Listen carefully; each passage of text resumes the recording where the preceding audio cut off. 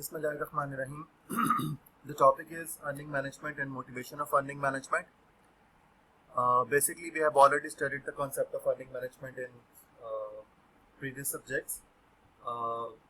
The main motive to discuss this concept here is to discuss the motivation of earning management. So first of all, what is earning management?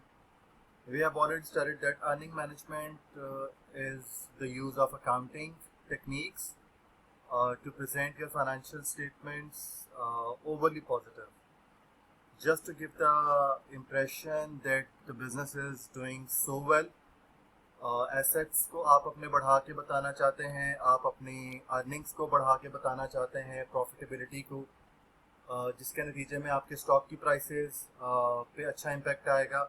उस अच्छे impact से ultimately आप क्या करना चाहते हैं, आप अपने स्टेक होल्डर्स को मुतमईन करना चाहते हैं और आप अपने नए इन्वेस्टर्स को अट्रैक्ट करना चाहते हैं. तो जो क्रक्स है अर्निंग मैनेजमेंट का वो ये है कि आप एक बहुत ओवर पॉजिटिव व्यू देकर जो मार्केट इम्प्रेशन आपने डिटर्मिन किया था बनाने का, आप उस इम्प्रेशन को मेंटेन करने की कोशिश करते हैं. लाइक आपके कुछ प्री डिटर्मिन टास्क थे, कुछ प्री डिटर्मिन टारगेट्स थे.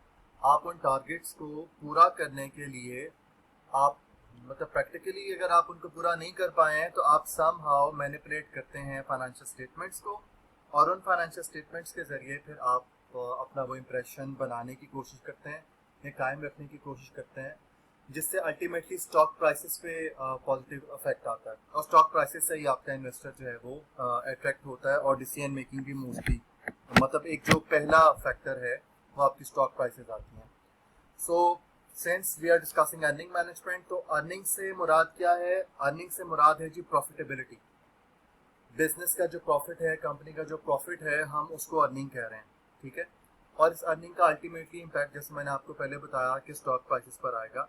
और ये कंसर्न पॉइंट है इन्वेस्टर्स का. इन्वेस्टर्स इस पर बहुत ज़्यादा कंसर्न है कि आपकी अर्निंग कितनी है और स्टॉक प्राइसेस पे इनका क्या इम्पैक्ट आ रहा है. डेफिनेटली आपने कभी नहीं देखा होगा, शॉर्ट टर्म के लिए तो हो सकता है कि कोई कंपनी अच्छा परफॉर्म नहीं कर रही लेकिन उसका स्टॉक प्राइसेस अच्छी हैं, लेकिन ये long run, in the long run आप इसको मेंटेन नहीं कर सकते बहुत ज़्यादा फिक्टिशियस फिगर्स के साथ या खाली अर्निंग मैनेजमेंट के साथ. तो बेसिकली ये शॉर्ट टर्म आपका इम्पैक्ट जनरेट होता है.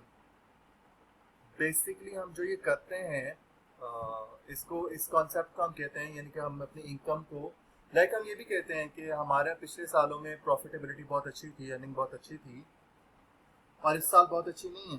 तो हम ये करना चाहते हैं कि हम इस साल भी उतनी ही अच्छी शो कर दें, चाहे उससे ज़्यादा अच्छी ना करें कि इस साल उससे भी अच्छी है, लेकिन एटलीस्ट पिछलों जैसी है. तो हम अपनी इनकम को पिछली इनकम के साथ मैच करना चाहते हैं. इस प्रोसेस को हम इनकम स्मूथिंग कहते हैं, ठीक है. अर्निंग मैनेजमेंट के ज़रिए अगर आप ओवर द ईयर्स अपनी इनकम को एक जैसा अच्छा शो करना चाहते हैं, यानी कि कभी आपका प्रॉफिट होगा, कभी ज़्यादा प्रॉफिट होगा, कभी कम प्रॉफिट होगा, कभी हो सकता है ब्रेक इवन या थोड़ा बहुत लॉस हो, लेकिन आप इन सारे सालों को एक जैसा अच्छा प्रॉफिट का इमेज देना चाहते हैं, तो आप ये जो भी टेक्निक यूज़ करेंगे अर्निंग मैनेजमेंट के थ्रू, अकाउंटिंग पॉलिसीज यूज़ करेंगे, उसको, इस प्रोसेस को आप कहते हैं इनकम स्मूथिंग. और बेसिकली आप क्या करते हैं, आप अपने रिजर्व अकाउंट में से अमाउंट को यूज़ कर अपनी इनकम्स को अच्छा शो करते हैं.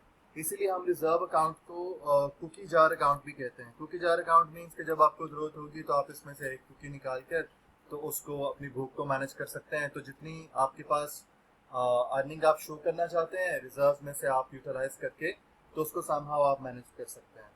So this is basically the main concept of earning management.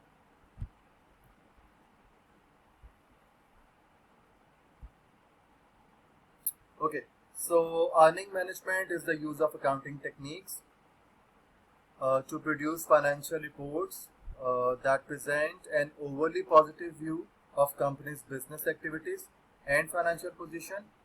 Many accounting rules and principles require company management to make judgments. Earnings management take advantage of how accounting rules are applied and create financial statements that inflate earnings, revenue और total asset. यानी कि आपका company का एक पूरा image है ना जो आपने शो करना है, तो उस पूरे इमेज के अंदर आपके एसेट्स की अमाउंट भी आती है, आपका रेवेन्यू भी आता है. तो हम ये कह रहे हैं कि अर्निंग मैनेजमेंट जब आप करते हैं ना, तो अर्निंग मैनेजमेंट आप करने का मतलब है कि आपकी एसेट फाइनेंशियल पोजीशन भी अच्छी लगेगी, आपका फाइनेंशियल परफॉर्मेंस भी अच्छी लगेगी, ओवरऑल एक पॉजिटिव एक बड़ी अच्छी सी आपकी कंपनी का इमेज बनेगा for investors, for all the stake holders.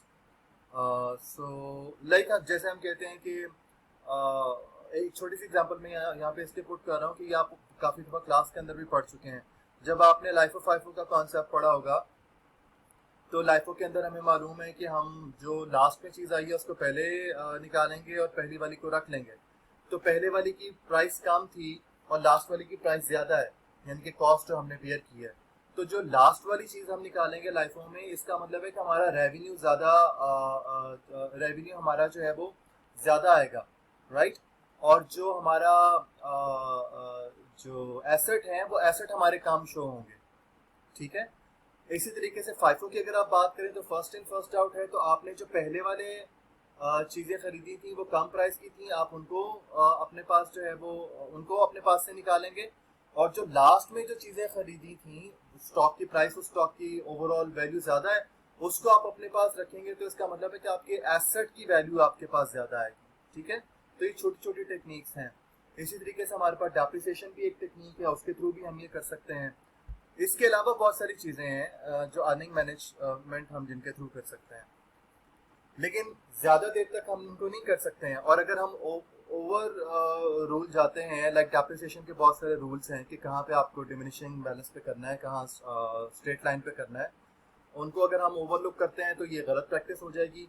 इसी तरीके से अगर हम ये करते हैं कि अपने एसेट की यूज़फुल लाइफ को गलत शो करते हैं, उससे भी जो है वो चीज़ें ख़राब होंगी। कैपिटलाइजेशन अगर हम गलत करते हैं अपने एक्सपेंसेस की, तो ये भी हम रूल वायलेट करेंगे।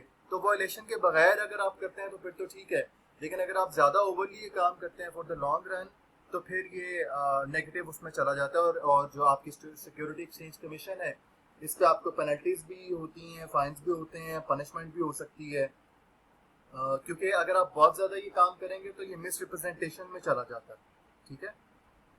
Okay, so companies use earnings management to smooth out fluctuations in earnings and present more consistent profits each month or year. जैसे मैंने आपसे कहा, large fluctuations in income and expenses may be a normal part of a company's operations, but the changes may alarm investors who prefer to see stability and growth.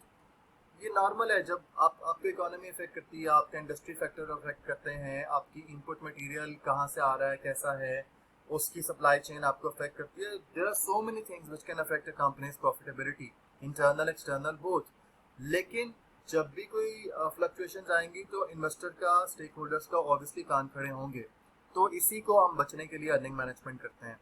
A company stock price often rises और false after an earnings announcement, depending on whether the earnings meet or fall short of expectations. Expectations means predetermined targets, जो आपने image बनाया है, जो आपने claim किया है कि ये होगा हमारा इस साल का प्रॉफिट। इन सारी चीज़ों पे अगर आप मीट नहीं करते हैं इनको, तो फिर आपको अर्निंग मैनेजमेंट करनी पड़ेगी to satisfy your stakeholders. और हम ये कैसे करते हैं, लाइक जैसे हमने पहले इस पर बात की है, हम अर्निंग को मूव करते हैं रिजर्व से, या फिर अगर हम ये करें, जैसे मैंने पेनल्टीज की बात की है, उसमें ये हो सकता है कि आप अपना एक पीरियड का जो रेवेन्यू है उसको दूसरे पीरियड में शो करें, ठीक है, उसको वहाँ से निकाल के दूसरे पीरियड में शो कर लें, उसको होल्ड कर लें। या आप बैलेंस शीट को के एसेट्स को बहुत ज़्यादा शो कर लें और लायबिलिटीज़ को कम शो कर लें। जैसे मैंने आपसे कहा कि एसेट्स के बढ़ाने के हमारा जो स्टॉक है, एक पार्ट है हमारे एसेट का, करंट एसेट का, उसको आप कर सकते हैं। इसी तरीके से आप अगर एसेट्स को, यूजफुल लाइफ को या डेप्रिसिएशन मेथड को, आप एसेट को डेप्रिशिएट कम करते हैं, हालांकि ज़्यादा डेप्रिशिएट होना चाहिए था, तो ऑब्वियसली वो उसकी वैल्यू ज़्यादा शो होगी बैलेंस शीट में, बट ये गलत हो जाएगा। इन सारी चीज़ों पर आपको पेनल्टी हो सकती है, पनिशमेंट हो सकती है, और बहुत सारी चीज़ें हो सकती हैं SECP की तरफ से। इसी तरीके से अगर हम अपने एक्सपेंसेस को एज एक्सपेंस रिकॉर्ड नहीं करते, कॉस्ट रिकॉर्ड नहीं करते, हम उनको कैपिटलाइज कर लेते हैं। और जब हम कैपिटलाइज करेंगे तो ज़्यादा देर के लिए करेंगे, तो ये फिर एक गलत बात है। कुछ एक्सपेंसेस को कैपिटलाइज कर सकते हैं, ऑब्वियसली कुछ को नहीं कर सकते। तो इस चीज़ पर भी पेनल्टीज भी हो सकती हैं, बहुत सारी चीज़ें हो सकती हैं। ओके जी, so okay, now come to the motivation of earning management. वैसे तो जो क्रक्स है वो तो मैंने आपके साथ डिस्कस कर लिया है कि हम अपने जो प्री क्लेम्ड अर्निंग्स हैं, जो हमारा इमेज है जो हम मेंटेन करना चाहते हैं, उसके लिए हम ये बिगेस्ट मोटिव है। अब इसको अगर हम कुछ टाइप्स में अगर डिवाइड करना चाहते हैं तो वो हमारे पास हैं जी, altruistic motivation, speculative motivation, pressure from affiliated parties. इनको वन बाय वन देख लेते हैं जी। Altruistic motivation. This motive concerns the interest of other parties. It happens when a company management wants to engage in earning management activities for the good of the company. The motivations to manipulate information on earnings arise most probably driven by the intention to enhance the confidence of stakeholders. So this is the bottom line.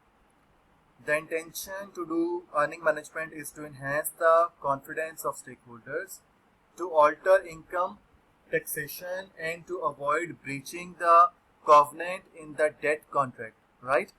To avoid tax burden, उसके लिए हम इसको manage करना चाहते हैं। To avoid losses and decreased earnings, उसके लिए हम उसको मैनेज करना चाहते हैं।